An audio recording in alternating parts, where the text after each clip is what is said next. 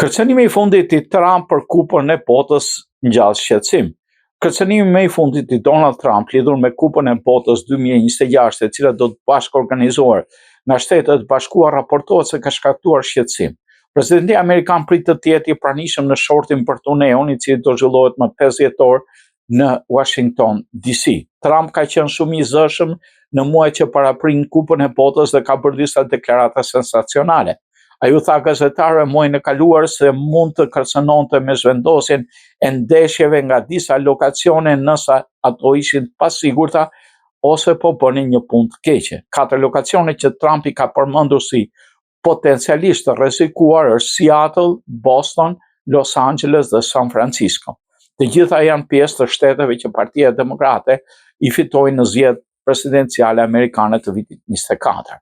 Trump nuk e ka fuqinë të zhvendosë vetë ndeshjet, por teorikisht mund të ushtrojë presion ndaj palëve të përfshira që të tërhiqen nga marrëveshja ose të kontaktojnë presidentin e FIFA-s Gianni Infantino. FIFA deklaroi muajin e kaluar se siguria dhe mbrojtja janë përgjegjësia e qeverisë dhe ajo vendos se çfarë është në interesin më të mirë të sigurisë publike. Sipas The Athletic, disa qytete pritëse kanë shprehur shqetësime për aftësinë e tyre për të tërhequr sponsor lokal për Kupën e Botës pas komenteve të Trumpit.